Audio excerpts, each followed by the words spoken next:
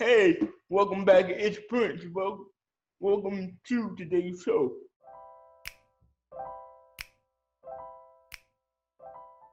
Today's guest, he is one of the funniest men on the planet. You see him on stage, TV, film. He didn't work with me. Give it up for the fool, Josh Adams. Bro, what's up? What up, P? You good, man? I am good. How are you? Man, I'm good, man. Thanks for having me, dude. Thank you for having me. I was bored, so I be liking to do stuff like this, man. Get to kick it with my guys. Of course. I had to have you on. For y'all that don't know, Josh and I did a play together about 3 years ago. I think. Wow, it's been that long? Yeah. That's crazy. It feel like that was like a year or two ago, because I still kicking with some of the people that I met from the play. Like Asia, I talked to her. You know what I'm saying? Yeah, Muzzle. Like I still be talking to them. Like so, it's like I met people there for the first time that I still kicking with to this day. So the fact it'd be like 3 years is crazy. Yeah. It's been 3 years. Like he is the coolest guy. He always calm, no matter what's going on. Just real calm, but hilarious. Once you get him out on that stage, he come alive. So it was fun. Yeah, it's just, man, I be kicking it, dude. Like, some comedians are, I'm always on, but it's like my own is different than everybody else's. It's like I'm chilling, you know what I'm saying? Even one time, we going, let's go. You know what I'm saying? I be trying to conserve my energy. Yeah. But I remember because remember I called you and you're like, no, I'm good. I don't want to do no plays. I'm like, no, I'm like, no, I'm gonna pay you. I'm like, no, I'm good. I'm like, no, just like read the script, though. He came into my house and like he like, okay, you cool, and like he did it, but first, because like, I had man, couple guys, man, couple of writers. I don't know what you call it, stage or like playwrights or something like that. Yeah, producers, playwrights or whatever. They put a bad taste in my mouth. Man, I did a play with somebody, Guinness Read the Third, and he didn't pay me. Like I was coming to rehearsals and stuff like that, and he asked me to be in the play, and like I'm driving way out to do rehearsals and stuff like that. And then, I do comedy, so it's like I'm taking my time out to come drive here to do a rehearsal, and I don't even get to rehearse. And then I'm passing up on money. I'm driving out here just sitting around for 3 hours watching them rehearse. I never even get down to my role to rehearse my part. I already had it down. Then we get to the night of the play. We do the play go good.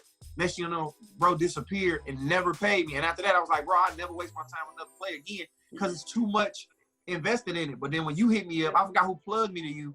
I was like, dog, I don't know about no play. You was like, first of all, I'm going to pay you. You hit me up off top. I was like, all right, boy, right. And then when I met you, I was like, oh, he ain't just nobody with money. He a genuinely good dude, and he care about what he do. So then that's what made me be like, all right, I'm going to do the play with you. So, but I had a bad taste in my mouth, Prince. Yeah, I know, and because I know folks, I ain't gonna say their name because well, he did me dirty, so I'm gonna say his name all the time. You know what I'm saying? It's like if he feel away, that's really what happened. So I mean, what are you gonna do? Pay y'all people basically is what we're trying to get to. That's all we had. Pay y'all people because it's a lot of work. Being funny, it ain't easy. So and me and Dodge, we were doing like what? 3 shows? We did 3 shows, and we had to rehearse, and we were like rehearsing from like 6 to like 10. Yeah, man. So that's a lot of time, man. Like I didn't realize how much preparation goes into plays until I got into it. Like I done movies. Movies was kind of like one thing, but a play, it's like, bro, you got one time to get this right, so we got to be as sharp as possible.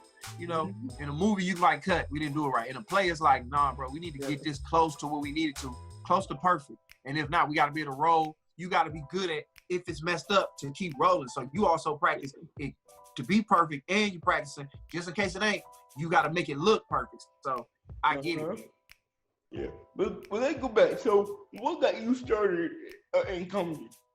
Like stand up? I just had a love for it. I always been a silly kid. And I just always like making my friends and my parents and everybody laugh. And I just went through life being a funny guy. And then once I got old enough to be like, all right, how do I figure out how to do comedy living in Detroit?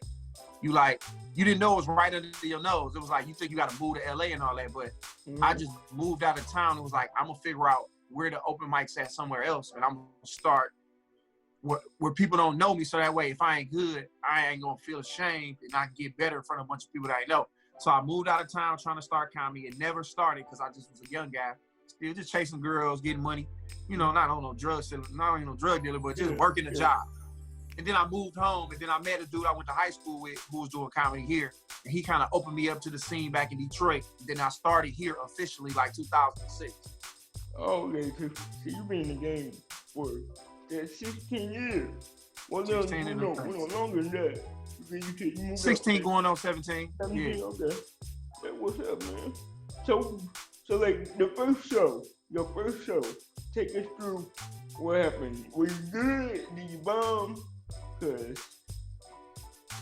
My first show, I was over prepared, and then I went up there and because I just didn't want. I was like, okay, I know as long as I got something to talk about, I'll be all right, because I studied enough comedy just as far as like interviews from comedians. Like, hey, even if they ain't laughing, it's just like a singer. Singers don't need a reaction. All you gotta do is finish the song. As a comedian, you're supposed to get a reaction, but as long as I got stuff to say and I finished saying it, regardless of how they react, I did whatever it was I came to do. But I did really good my first time. Like, I'm naturally just funny. Once I got up there and the stuff started hitting, I was able to be myself within the material. And then I was like, oh, I can do this. Oh yeah, this is not just like me kicking it at the crib. Yeah. I just know what I'm gonna say before I say it. And so it went good the first time, really good. Yeah, plus the audience, that helped y'all a lot too. Cause, once you get that laugh, like, okay, I'm good. Like, yeah, it's like doing that play, Prince. It's like when you on stage and that first laugh hit, you like, oh, all this finna work. And then, you like, all this it's gonna work. After this, it's gonna roll. It's gonna get bigger and bigger and bigger. Mm-hmm. Oh yeah, it's just like, boom, you just gotta get comfortable. And you gotta have the timing right too, because a lot of people, they can be funny, but the timing sucks. So you gotta balance that out, like, you gotta kind of, and then also too, like, you can't just be like up there saying stuff that you have no idea about. You gotta know what you're talking about, because it's not gonna be funny unless it's honest. So yep. Authentic, man. Audience as a whole, it's something magical about like a performance, especially comedy. People can kind of tell when you're sincere and you know what you're talking about. Like, I don't come off as no super hood dude because I ain't grow up in the hood. I grew up in Oak Park. I went to the hood. I had family there, but it's like if I get up talking about, yeah, bro, I sold drugs and I was out here in the streets, like on some serious stuff, people look at me like, bro, no, we don't get that off you. Even if you know the words and you know what to say, the right thing to say, if it's not authentic, people can tell. So it's like, you got to be honest. Comedy is one of them forms where you got to be honest. You just can't say a bunch of stuff just to be saying it because it ain't going to work. At least it ain't going to work for long. Exactly.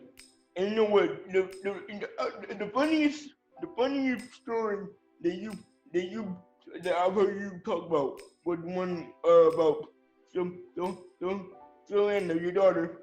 She wanted to be Ariel, and that joke was so funny to me. Mm-hmm. She was a Little Mermaid, and that came from that because I was looking at her, and those Little Mermaid costumes come with a wig, and my daughter is a black girl, so it just was like, the first thing I thought when I looked at her, like, this ain't the little, this is Nicki Minaj, like, you know what I'm saying, like any black woman with a wig on, I'm like, that's her, like this is not my daughter, but I still let her do it, but it looked crazy. So, Yeah, that was the funniest story. I was dying. Jokes come from a real place, dog. Like, we exaggerate some of this stuff, but a lot of stuff I talk about, it happened to me or somebody I know. So it's like, I got a first-hand experience with a lot of my material, at least second-hand. Oh yeah, that the whole point. Like, it was a real story about your daughter and you went through. And that made it like hilarious, so it helps. Yeah. But so what is like a time where you like, you know what, I'm done, this is not gonna work, I'm just gonna go back and give me a job somewhere, make money. Like hey Prince, you had them times, bro. I don't know about you, but you know what I'm saying, because you're a millionaire, but man, you had them times. I'm not. Yeah, you know, my thing is this, Prince, is like this. We struggle with them times, like as much faith as I got in God, bro, and I know he gave me these gifts for a reason. Yeah. And you know, I'm one of the chosen ones, you know, as we are, you know, you all feel that, we all feel that way. And it's like, you gonna have the hardest road because you're strong enough to deal with it. Like, man, some months of comedy, bro, be like, I'm booked this even before I left. So I'm gonna bring you to now. I'm gonna take you from here and bring you back. So it's like, I would have shows, bro, where like, you know, comedy is how I'm supporting myself. So I'm able to take care of everything, like rent, car note, my daughter, now daughters, and still be able to maintain comedy. So you would have those months where you just like hand over fist making money, killing. And then you'll have a dry month where you looking up like, bro, I don't know how I'm gonna make it. But something happen. But bro, you had those times where you doubt yourself, Prince, and you were like, man, what am I doing, man? Like, sometimes I just be wanting to be normal, bro. Like, I mean, I can't say that I hate this, but I love it because I would be miserable without comedy. But I be seeing I was seeing people like, man, me and my girl just finna go get something to eat, chill at the crib, and I'm like, oh, I get off work because I work the job. I was like, all right, after I get off work, I gotta drive all the way out to Flint, do a show, and turn right back around and come here, get some sleep, and go back to work. And that's my life. And I would just see people being regular, like, man, I'm done working. They be like, they get off work, go eat, go kick with their girl, go do this, do that. I was like, man, I just want to go chill, kick with my girl. But I can't because I got this calling and this purpose that I'd be miserable doing anything else. Like, I'm looking like the grass is greener about this dude, this civilian, regular dude who can go do what he want to do and live his life and spend his money. But my money goes towards my dream. But dog, it's just, you have weird little pockets of where you like, man, I hate this thing that I'm doing, man. I just feel crazy. I want to do something different. Like now, bro, I'm like, I'm in a weird space right now, dog. Like, I mean, I'm doing comedy, but Prince, I was out in LA. Like, I left. I did my going away party, and now, next thing you know, 2 weeks to being in LA, and I'm heating up. People knowing me. I'm about to start getting on some bigger shows. Everything stopped. And then I come home because my daughter got sick, but she good. It had nothing to do with none of the other stuff. She just got sick. I came home a week early because I had a whole bunch of shows set up in April. They canceled all of them. And now I'm just sitting here back home. Like, what do I do after this? Like, when do I go back to LA? Like, this, like, bro, so I'm in that phase right now where I'm like, dog, 16 going on 17 years, man. That's a long time to commit to something, but it's like, man, should I just, you know what I'm saying? Like, God, even though I know God not telling me that, but I'm in that moment right now where I'm like, man, I'm about to just chill and work at Kroger. So I'm on. No, with that, you real though, because, like, you know, this whole thing stopped, you know, people money. You're like, oh, okay, well, I can't. Because, like, I was talking to somebody, and I'm like, my whole job revolved around people coming to a show or, like, you know, having a big crowd of people coming to some kind of event. So, like, I had to, like, quickly adapt. And that's why like this show happened, because I'm like, well, I gotta do something, so I'm just gonna call some folk that I know and see if we can kick it. So yeah, you would have to adapt, and because comedy is like, you know, actors, they'll have a big role, and then like that role is done, and then, you know, they can go 6 months to a year, 2 years, no work. So you gotta kind of, it's weird, like you said, like, we love doing it. It's a lot of work that goes into it that, you know, the audience, they don't care about, and that's okay, because they're paying us to laugh. So we gotta, you know, bring that to them. So yeah, that's very, very important. We'd go crazy, Prince. People like us, if we didn't have something to do. Like, we was gonna find a way to be like, all right, we gotta find a way to, I gotta find a way to do something. That energy you get from writing a play and performing and producing and promoting.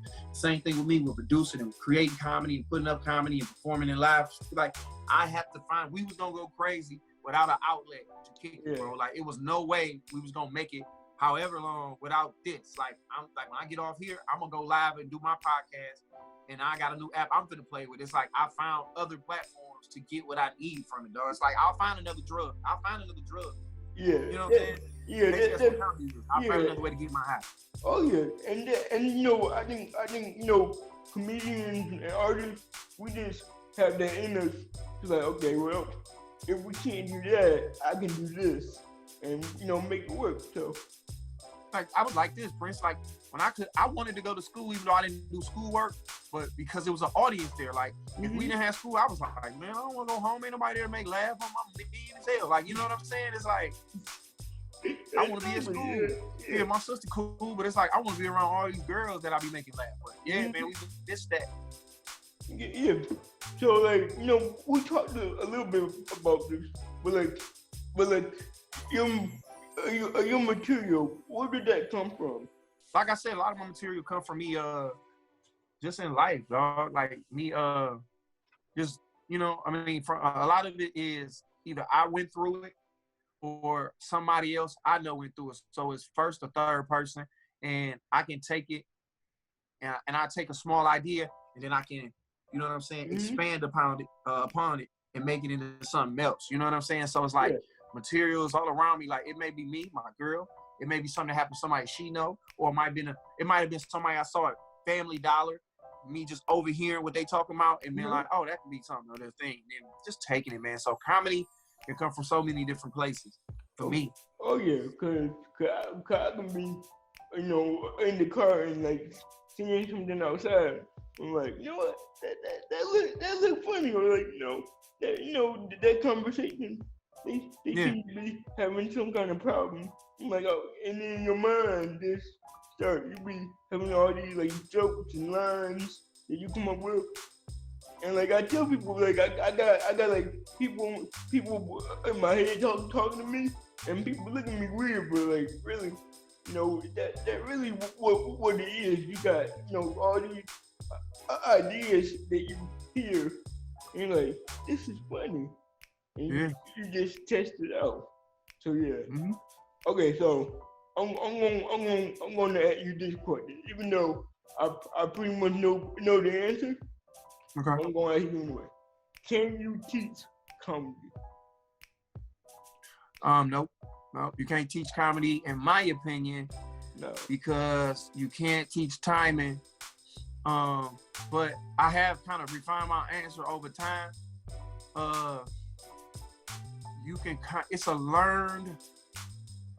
It's a technique to it.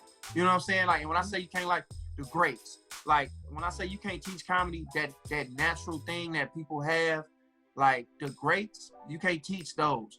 But you can learn a skill and do what other people do. Like, put it like this. The best hamburger you probably ever had, somebody made it at their crib. But McDonald's make burgers all the time. That don't mean they good like that, but they just know how to make burgers. Yeah. They're like, this is what a burger tastes like. But it's something about that burger that your grandma make at the house that you like, bro, this burger is killing the burgers at McDonald's. So I feel like people can figure out a way to become a comedian and be okay at it, be good at it. But to be great at it, you can't teach being great. And I think that's why I do it. So people be asking me, like, how do you do? You know, I tell them to do comedy, you got to go up, grab a mic, that's it. But if you think you're going to be good as me, just doing that, no, like, you either got it or you don't. So you can't teach what Jordan do, but you can learn the hoop. Yeah, exactly. And so, yeah, because some people out here, they be doing their best to be funny. I'm like, ooh, that not going so well for you. And like, you know, you don't want to tell people like, no, you suck, cause that's not nice. But some people, they don't have. But comedy is a mean game, bro. Comedy is a mean game. Like, I mean, I don't know how it works in the worlds of like stage plays, but comedy is like, it's like boxing. You can either box or you can't. And somebody got to tell you, like, if you getting beat up all the time, it's like, bro, you know you're not sweet at this, and I'm going to show you how. And if you keep not being good at it, it's like, you might not be for you. So comedy is kind of built on having thick skin because it's a nasty game. As far as like, bro, somebody gonna tell you eventually, and if we don't, you gonna notice when the crowd ain't laughing, then when people really not booking you or putting you on shows. So it's like you'll find out. But comedy is kind of built. Oh yeah, because people, because like you said earlier, you call people, you like, hey, so and so want to do this. How are they? And then that's how a lot of people handle business. They'll call somebody like, hey, Josh, he funny, but like, how is he like for real? Like, real like he cool? And then people be like, yeah, he cool. So you gotta make sure that, because some producers and comedians can be a little shady, and like promoters, like you get them mad, and then they'll like blackball you, and like tell everybody like, yeah, don't work with that person. So Yeah, that happens a lot. That happens a whole lot. I believe it. People don't understand, and like that can really mess up somebody's money, because like one bad thing about you out there and you done. That's because that's your name, that's your brand out there. Yeah.